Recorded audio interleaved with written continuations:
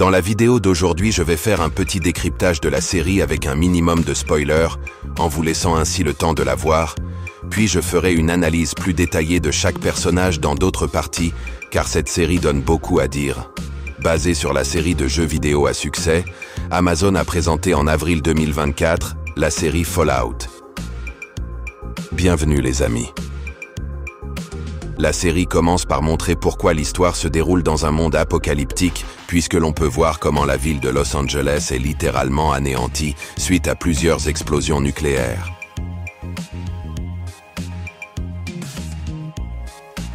Ensuite, la série se projette directement dans un futur où la protagoniste montre l'histoire à des enfants et où l'on peut voir que le monde a subi un dur revers après cette catastrophe en l'an 2077.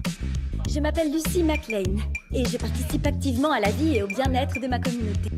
Mais curieusement, il y a un point intermédiaire marqué au tableau et cette ligne correspond à 1969, la même année que le supposé alunissage américain. Peu après, elle montre un livre en faisant allusion au fait qu'elle aime lire, et ce livre s'appelle Guerre et paix, qui à mon avis est le même livre qui a influencé la narration de la série Fallout elle-même, car ce livre russe du 19e siècle est l'une des plus grandes œuvres littéraires au monde. Ce qui est remarquable à propos de ce livre, c'est qu'il a été lié d'innombrables fois à son époque au livre intitulé « Vie des 12 Césars », dans lequel apparaît le nom de Tito, exactement comme dans le film où Tito est le nom de l'un des protagonistes. Il est également frappant que le créateur du livre Tolstoï lui-même, malgré la distance dans le temps qui le sépare, semble avoir eu une opinion très similaire à celle d'Anatoly Fomenko, puisque ce dernier a indiqué que l'histoire que l'on nous montre est un mensonge complet. Dans le deuxième tome de cette saga au 19e siècle, Tolstoï disait qu'il fallait brouiller la frontière entre la fiction et l'histoire pour s'approcher de la vérité. Qui sait si ce ne serait pas Tolstoï avec ses livres qui aurait donné l'idée à son compatriote Fomenko, un siècle plus tôt, de traiter précisément de la chronologie de l'histoire. En regardant le livre dans le film, on constate non seulement qu'il porte le même nom que le titre, ce qui pourrait être une coïncidence, mais on peut même y voir le titre de Léon Tolstoï lui-même. Et n'oublions pas qu'il s'agit d'une civilisation américaine vivant dans un bunker souterrain.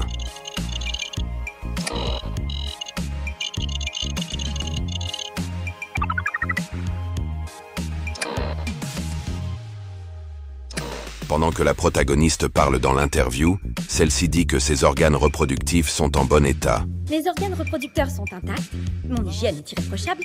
Et la question qu'on se pose, et pourquoi ne le serait-il pas? Il semble que cette série veuille indiquer qu'à cette époque, l'humanité va avoir un sérieux problème de reproduction. Qui est derrière tout ça et le pourquoi? Eh bien, je crois que vous le savez déjà. Le numéro de l'abri est également assez curieux. C'est le moins qu'on puisse dire, c'est-à-dire le 33, le numéro le plus élevé dans le rite d'York. Dans ce monde dévasté et utopique, ou peut-être dans un futur proche, n'est-ce pas? Qui sait? Pour repeupler la surface, il décide de créer un mariage entre la protagoniste et un homme du bunker numéro 32. Lorsqu'il montre le lieu de la cérémonie, on constate que ce scénario est similaire au film Le Magicien d'Oz et que celui-ci est créé par un projecteur. Ce qui montre clairement d'une part que la surface est détruite et pleine de radiation, et que la réalité que l'on vit pourrait facilement être une projection, et qu'il pourrait y avoir des mondes au-dessus. Une fois là-haut, Lucy voit devant elle le monde de la surface, c'est-à-dire la ville de Los Angeles complètement dévastée. Mais peu après, on nous montre un scientifique dans un laboratoire avec un berger belge malinois, curieusement considéré comme le meilleur chien et le plus intelligent créé par l'homme à partir d'un mélange de différentes races de chiens. Est-ce le signe d'une tentative de création de différents types d'êtres humains sous terre? Ce détail est discret, mais comme nous le verrons, le message nous sera transmis d'une manière différente, mais beaucoup plus claire et évidente par la suite. Vous le verrez par vous-même si vous regardez la série. Ensuite, ce même scientifique qui semble être allemand puisqu'il s'appelle Siggi Wilzig nous rappelle fortement l'opération Paperclip. Ce même scientifique rencontre la protagoniste Lucy et il lui dit qu'il sait absolument tout sur l'abri 33.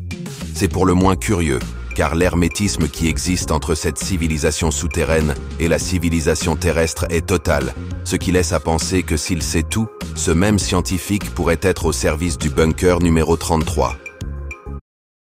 Ces patchs intelligents japonais à 60 € prennent le monde d'assaut. Il suffit de les appliquer avant de se coucher et de être au service du bunker numéro 33.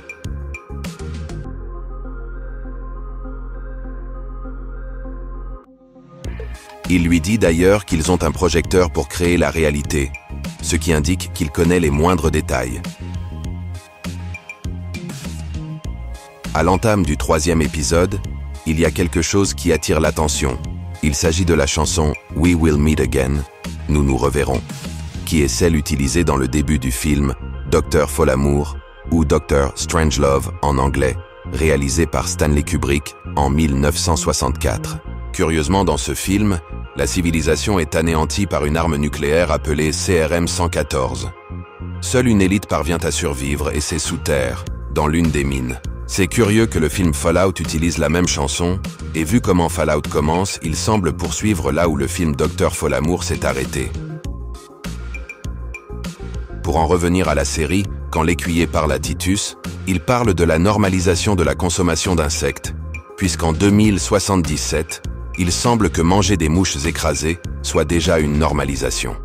Je suppose que toute ressemblance avec la réalité ne doit pas être une coïncidence, puisque ce plan semble être en cours, n'est-ce pas?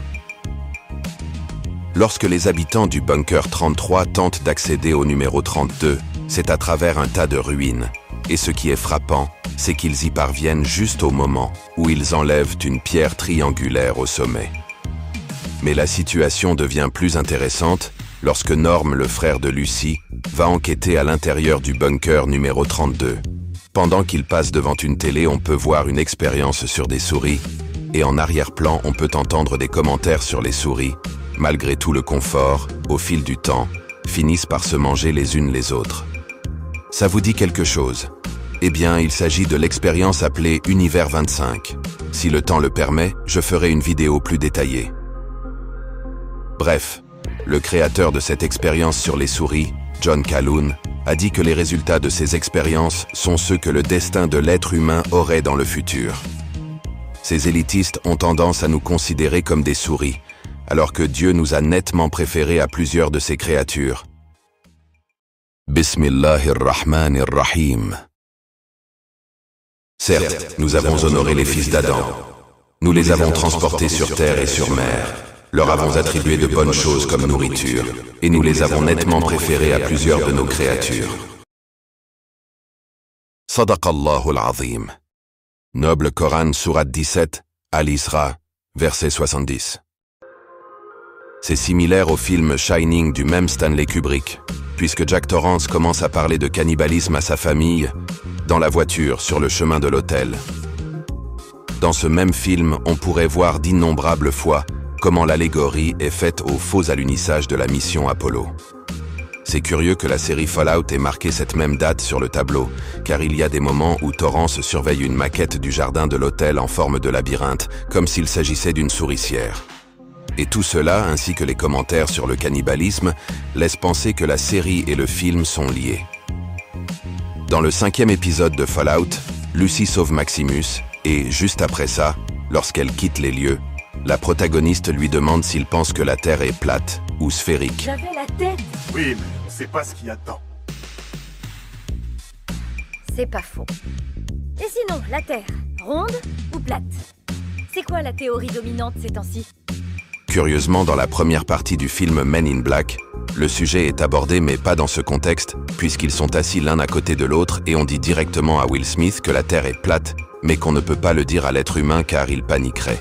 Humans, for the most part, don't have a clue. They don't want one or need one either. They're happy. They think they have a good bead on things. But why the big secret? People are smart. They can handle it. The person is smart. People are dumb, panicky, dangerous animals, and you know it. 1,500 years ago, everybody knew the Earth was the center of the universe. 500 years ago, everybody knew the Earth was flat. And 15 minutes ago, you knew that people were alone on this planet. Imagine what you'll know tomorrow.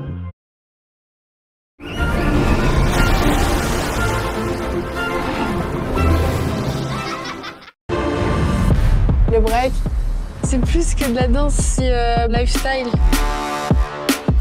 C'est comment tu connais. Tomorrow. Si l'on a vu les similitudes entre le film Dr. Folamour et Fallout, il existe également des similitudes entre Men in Black et Dr. Folamour. Jetez un coup d'œil au style des lettres d'ouverture de ces films.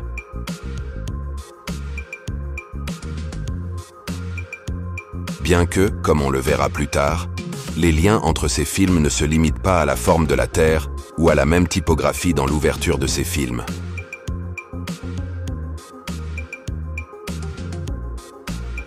En retournant sous terre dans la série, des élections sont organisées pour les abris 31, 32 et 33, et c'est la même personne qui est élue.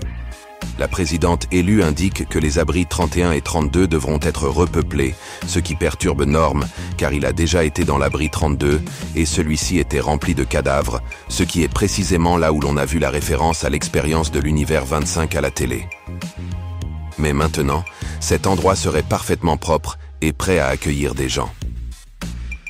Je crois que ce point est important et qu'il est lié à notre monde, car c'est le dénominateur commun que l'on trouve sur la Terre, où les civilisations apparaissent, se développent et disparaissent. Ironiquement, Norm, qui sait ce qui s'est passé dans l'abri 32, parce qu'il avait tout vu de ses propres yeux, dit à la présidente qu'ils ont fait un excellent travail de nettoyage.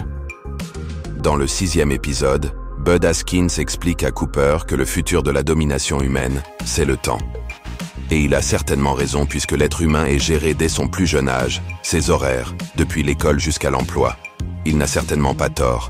En nous vendant cette obligation de suivre ses routines pour réussir dans la vie, et en l'agrémentant d'un certain arôme de bonheur, de toutes les choses matérielles, alors qu'en réalité la seule richesse est le temps, dans la seule vie que nous ayons jamais eue. Bud Haskins a raison à ce stade du film, car en fin de compte, ce que les grandes entreprises veulent, c'est le temps des gens et de les détourner de leurs créateurs et de la raison pour laquelle ils sont ici sur Terre.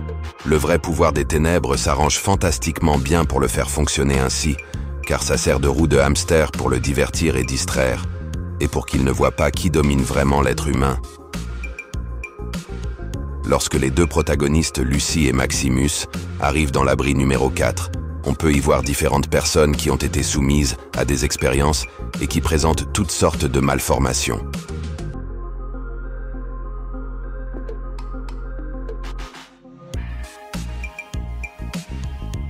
D'ailleurs, celui qui dirige tout, en fait, curieusement, il n'a qu'un seul œil au centre de son visage. Maximus, qui a toujours vécu à la surface, trouve que c'est fantastique parce que dans cet endroit, il y a de l'eau fraîche, toutes sortes de nourriture et même une télé. Lorsque Lucy se rend compte que dans l'abri numéro 4, on pratique un pseudo-culte du sacrifice, elle part à la recherche de Maximus, mais celui-ci n'a aucune envie de partir, et encore moins d'agir, car ce même confort l'attache à l'endroit et l'empêche de voir la réalité de ce qui se passe. Curieusement, il continue à regarder la même chose à la télévision, une cascade à côté de la boule du monde, tout en mangeant du pop-corn, comme s'il ne se rendait même pas compte qu'il devrait utiliser ses sens. Cette scène reflète la véritable réalité, ainsi que la force et le pouvoir de l'industrie de la distraction, qui a lobotomisé les masses, et ce dont nous subissons aujourd'hui. Peu après, les recherches qu'ils effectuent, entre autres raisons à cause des radiations, montrent que les riches se trouvent sous terre en train de mener des expériences et qu'ils considèrent la vie à la surface comme un châtiment, c'est-à-dire là où nous vivons à présent. Est-ce que ce film est tout simplement de la science-fiction? Prévoit-il le futur? Ou simplement sont-ils en train de nous programmer? Peut-être que c'est beaucoup plus complexe que tout ça. Peut-être que ça fait référence à un cycle répétitif qui génère un reset, ou du moins ce qu'ils veulent nous faire croire, et qu'à partir des entrailles de la Terre, ils créent une autre civilisation sur la Terre. D'ailleurs, dans le film Dr. Folamour, à la fin du film qui ressemble essentiellement à la première partie de Fallout, Dr. Folamour indique que les mines pourraient servir d'abri, et que l'on pourrait ensuite ramener une nouvelle race à la surface. De plus, il est allemand, tout comme le scientifique de la série Fallout. Et je m'arrête ici pour ajouter une parenthèse. Je ne crois pas à la narration officielle et à l'existence de telles armes, Ici, je ne fais que rapporter ce qui est publié, et chacun est libre de croire ce qu'il veut. Dans cette partie, on va maintenant se pencher sur quelques théories récentes dont on parle beaucoup et qui sont largement discutées sur Internet. Cela dit, continuons. Les mines auraient-elles vraiment pu servir d'abri dans l'Antiquité? Pour résoudre ce mystère, voyageons jusqu'en 1945, le 16 juillet au Nouveau-Mexique. Le premier essai nucléaire appelé Trinity a été effectué à Alamogordo. Après avoir examiné la zone, ils ont vu qu'un cristal vert avait été généré. Ce cristal généré après l'explosion a été nommé Trinite, un nom donné en l'honneur de l'opération Trinity menée par Oppenheimer. Curieusement, au Chili, dans le désert d'Atacama, on peut trouver ces cristaux verts sur une distance de 75 km. Le récit officiel, comme d'habitude, nous raconte l'histoire d'une comète voyageant dans l'espace et qui explose sans laisser de traces, juste au moment où elle est sur le point de toucher le sol. On peut voir qu'à côté de la rivière Moldavie, il y a aussi ces restes de cristal vert, dont l'histoire conventionnelle dit à nouveau qu'il s'agit de météorites, bien qu'aucun reste d'une telle météorite ne soit trouvé non plus dans cette région. On retrouve les mêmes caractéristiques en Libye, ou par exemple dans le désert du Sahara, où l'on trouve le même type de cristaux. Peut-être que tout ça n'est pas si mystérieux et que c'est le dénominateur commun qui nous indique ce qui s'est réellement passé dans l'Antiquité, car la Grande Pyramide cadre avec le schéma du monde minier. Peut-être que le film Dr Folamour nous montre la voie en indiquant que les mines servaient d'abri. Les pyramides auraient-elles pu être utilisées dans le cadre d'un prétendu conflit nucléaire? Une autre curiosité est celle du revêtement de la pyramide du Soleil à Teotihuacan, dont le revêtement est utilisé pour résister à des températures élevées grâce au mica, tout comme le fait que la grande pyramide de Gizeh est hétérogène, ce qui indique qu'elle a été construite pour résister à des impacts importants afin de maintenir sa structure. Cela nous amène à l'escalade nucléaire entre la Russie et les États-Unis, où en 1975, juste à la fin, une forteresse en forme de pyramide a été construite dans le Dakota du Nord. Est-il possible que les hauts dirigeants aient eu accès à des informations sur ce qui s'est passé dans les temps anciens, et qu'ils n'aient fait que se protéger de ce qu'ils ont programmé et provoqué en surface? Et ceci, comme c'est inévitable, nous fait voir qu'il y a bien longtemps, la race humaine a été littéralement anéantie par quelqu'un qui se tenait caché sous terre.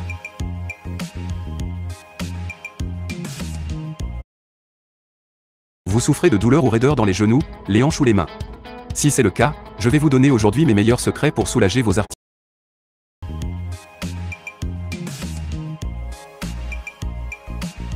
Il est clair qu'il y a des individus qui ont eu accès à des informations antiques et qui savaient parfaitement que cela s'était déjà produit, puisque les textes indiens du Mahabharata indiquent que des engins d'une force de 10 000 soleils ont été utilisés et que, comme l'indiquent ces mêmes textes, les ongles et les cheveux des gens tombaient après l'impact de ces engins. Toujours selon la narration, Oppenheimer, qui a inventé la bombe nucléaire, avait connaissance de ces textes, car après l'explosion du premier de ses essais en 1945, il a déclaré avec des larmes dans les yeux « Maintenant, je suis devenu la mort, le destructeur des mondes ». Il savait très bien ce qu'il disait avec cette citation, car il avait repris la même phrase que Vishnu a utilisée dans la Bhagavad Gita, c'est-à-dire qu'Oppenheimer avait compris que les effets qu'il voyait après les essais étaient les mêmes que les textes indiens du Mahabharata. Grâce à la série Fallout, on peut conclure enfin ce que veut dire l'acronyme CRM-14. Et c'est que dans la série même, auparavant sur le tableau, ils ont montré la date de 1969, la fameuse date de l'atterrissage sur la Lune. Dans la troisième partie du film Men in Black, le film se déplace exactement à la même date et finit par nous montrer les portes d'un bunker portant l'acronyme CRM-114 du film Dr Folamour. En outre, cela signifie que pendant que l'imagination de l'être humain était envoyée sur la Lune, la survie de quelques-uns se construisait sous terre. Et on nous le dit également dans Dr Folamour, ainsi que dans la série Fallout. Il semble que le temps presse, mes amis, et la série Fallout nous le dit sans aucune sorte de dissimulation, puisque ce plan a été conçu depuis l'époque de la prétendue course à l'espace et qu'il touche à sa fin. Voilà, on termine ici pour aujourd'hui. C'était la première partie. On se retrouve dans d'autres parties. Je voulais remercier tous ceux qui soutiennent ma chaîne.